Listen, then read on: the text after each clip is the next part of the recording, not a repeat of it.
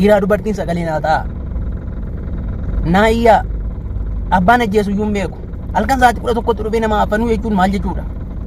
Ijaan ani dubbadhuufi umurii koo kanaan gadi na deebisuudhaafi ummata Oromoo adaraa rabbi sagalee naa ta'a. Namni rabbiin sodaattu sheerii walii godhina sagalee naa ta'a. Biyya mootummaan jiru kana keessatti mootummaan hin jira jedheetan eegaa namni rabbiin sodaattu, namni obboleessa qabdu, namni haadha qabdu, namni obboleettii qabdu adaraa sagalee akkanaa taatan.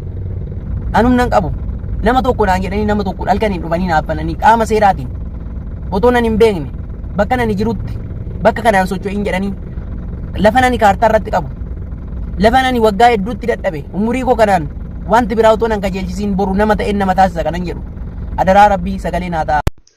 Amaarri daandii qabsoo jijjiirtee jirti. Hiriyaa kiyya tokko lammii Altiraati. Obboleessi isaa Finfinnee keessa jiraata. Artistiidha. Dheengadda akkuma alaagaleen Osseeneetumaan lubbuun keessaa baate jedhan. Nama Oromoon taate sagalee naa ta'a. Dadhabeedhaan sagalee naa ta'a. Nama obboleessa qabdu sagalee naa ta'a. Namni seenaa hin nyaanne sagalee naa ta'a. Beeta kiristaaniidhaaf kennanii naaf bananii lafa nani kaartaatti qabu. Lafa yeroo baay'eetti dadhabe. Lafa koo narraa fuudhanii nama biraati. Sagalee akka naa taatan namni kamiyyuu sheerii walii godhaa. Naa iyyaa ani iyya dadhabeera. Sagalee naa ta'an sagaleen qabu. Qaama mootummaatiin seerri hin jira jedheetan taa'eera. Qaama mootummaatiin naaf bananii halkan sa'aatii 11tti dhufanii naaf bananii nama nagaa natti fakkaatanii indaganaan ajjeesuudhaa ka'anii rabbi tokkichi na oolche. Namni rabbiin sodaattu na bukkee dhaabbadhu. Namni waaqa beektu na bukkee dhaabbadhu. Eega hojii isaanii eega xirii isaanii xumuratanii booda na galakkisanii. Adaraa namni Oromoo taate na bukkee dhaabbadhu. Sheerii walii godhaa. Anum nan qabu. Humni koosini.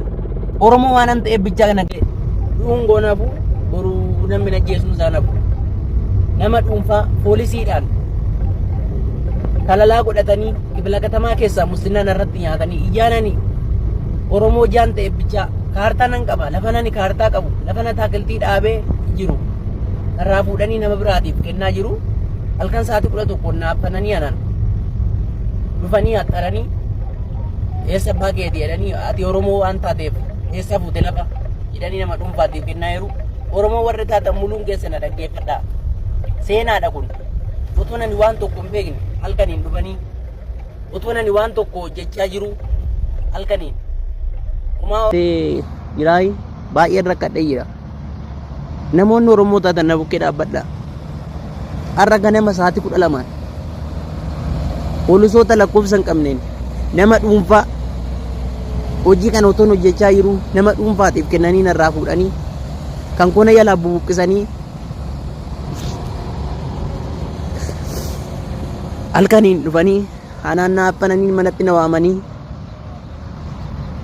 innaa Oromoo kan taate na bukkee dhaabbadhu. Baay'ee sammuun koo qabameera. Ani mootummaa jira jedheetan taa'a. Kana laalaa otoo nani kana gochaa jiru ana irratti dhufanii nama biraatiin nama dhuunfaati abbaa qabeenyaati nama abbaan isaan beekamne kennanii poolisootaan ajjabamanii poolisootaan na qabanii kana nani qabu qabeenya koo muluu nama dhuunfaati kennanii kana muluu madadaa kanan dhaabe irraa fuudhanii nama biraatti kennanii Oromoo kan taate sheerii walii godhe bina hundaan waliin gahi gurra boruuti dhagaa har'a du'aa irra kaleessa du'aa irra har'a guyyaa har'aatiin guyyaa qadaameetiin dhufanii narraa fuudhanii sheerii walii godhaa Oromoo kan taate na bukkee dhaabbadhu.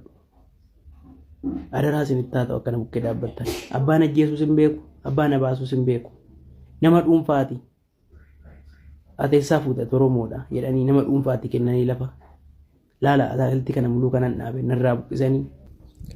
Ilmi namaa abbarraa gootummaa qabeenya namummaa dhaala. Nuti boo'icha dhaala.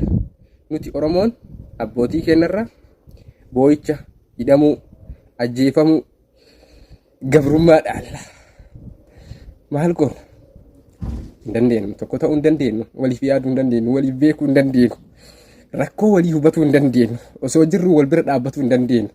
Wal to'atuu wal qabaatu hin dandeenyu. Diina ofirraa dhorguu hin dandeenyu. Diinaaf wal kennuu, wal gurguruu, wal nyaachisuu, wal ajjeesiisuu dandeenya. Carraa jireenyaa.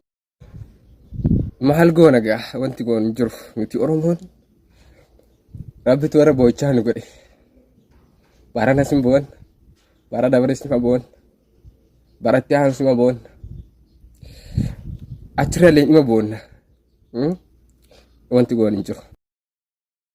Tani ila viidiyoo kaleessaa irratti yaani namoota baay'ee abshir minaamin waan akkasii jira.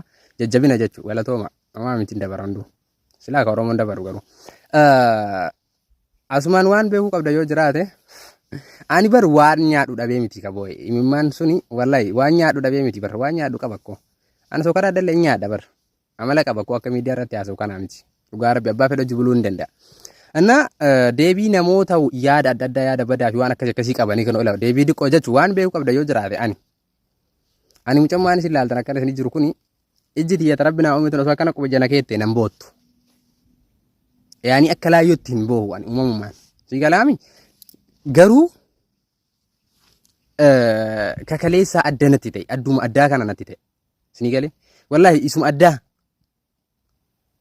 Bakka hin jiraami yaadee yoo jedhu haala nuti amma keessa jiru haala uummata Oromoo kana qabate yoo yaadee jedhu lafa nagabaabbate ila bakka jechuun kallattii na baasu dhabe wallahi.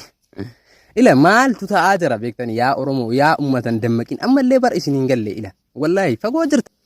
Diinni ila nuti fakkeenyaaf Oromoon akkami jiruu kenna fooyyeffanna ilmoo kennaaf maal waan akkasii yaadna. Kanaa karoora akkasii qabna. Kanaa karoora akkanaatu nama muraasa qaba. Gariin akkami nyaadhee dhugaa bichaa yaada. Diinni akkamitti goota Oromoo hayyuu Oromoo jabaa Oromoo ija Oromoo ijoollee waa hubachuu dandeettu nama achi ilaalee fagootti waa hubachuu danda'u Oromoo keessaa ajjeefnee uummata kana yaaddessine harka keenyatti galfanna jedheet karoora baafata diin. Sini galaami. Nuti garuu ka dabare dhiisa. Mucaan gadallee dabare biyyoon haa salphatu. Ammuma sa'aatii ammaa kanatti diinni taraa qabeef jira ammallee nama tokko. Oromoo keessaa iyyuu Oromoo beekaa Oromoo jabaa Oromoo keessa taraan qabameef jira. Nuti garuu ol quba qabaachuu hin dandeenye. Gaafuma namni du'e bicha profaayilii amma mucaasan ka gaafa duraa inuun beekne anaan yaadoo ko nama meeqatu profaayilii irra kaayate. Maaliif ta'a kun hin ta'u bar kun hin barbaachisu bar.